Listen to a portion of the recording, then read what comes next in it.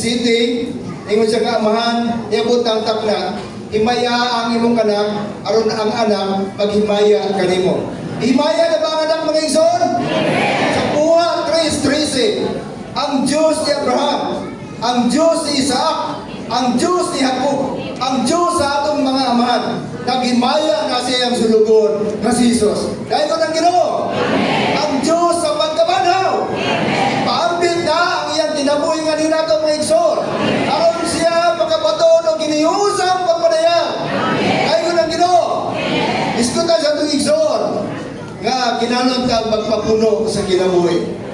Sa Mateo 25, kapasama ang ingarihan sa mga langit, sa napulo ka mga ulay, ang limabang buwang o ang lima maalamon.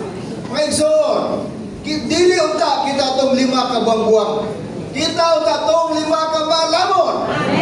Sapagka na sa Espiritu, sa atong Espiritu, kasaan nga may tabong mga igsoon, nagkantong na sa dayon. Pinaagi sa paghanap pag-usap, naanaan ang Diyos Espiritu sa atong Espiritu. Apan ang pagpapuno, kinahanglan siya pagbayad o bili. Araw magdumagan o lana ang atong mga suglanan. Dahil ko ng Ginoo, magbayad ka o bili. Magbangon ka sa ispuntang mga igsoon. Pasatas pulong sa Ginoo. Aron ang paagin nga mga suglat sa Ginoo sa buntag sa iyo, mga igsoon, matugputan sa iyo. Usahay pa kung karaw-karaw kung kaning silpon. Usay kayo ang atong panahon. Ewan ang Ginoo, ingon ang Biblia sa Efeso 5:18, ayaw mo pagpakahubog sa bino, kay naanyana pagpatuyang, magpapuno hinuon mo sa Espiritu. Daghang panahon maghinunsulta, kay nausik ang atong panahon.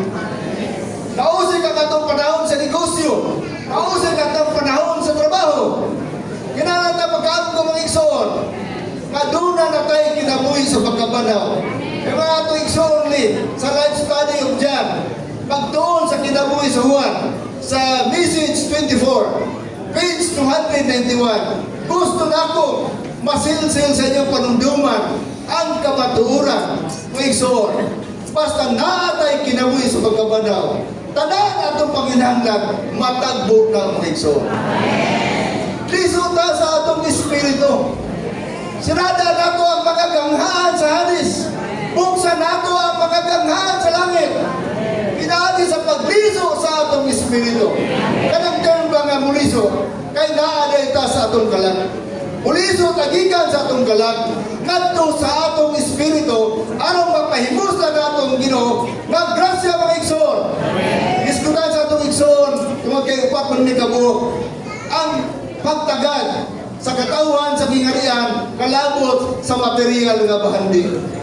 Ingon ang Mateo 6:19, ayaw pagtigong pagbahandi sa inyong kaugalingon, kay niya ang mga tangkog, ang mga kayag ang kutkot. Pagtigong inon magbahandi ngadto sa mga langit.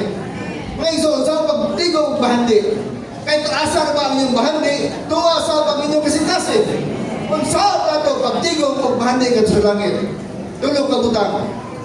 Tagdo nato ang panginahanglan sa mga katawan sa gawa sa iglesia, kada sa kawalador. Ikaduha, ang mga panginahanglan sa mga balaan.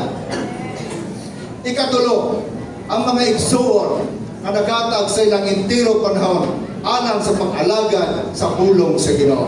Dahil ko na Ginoo,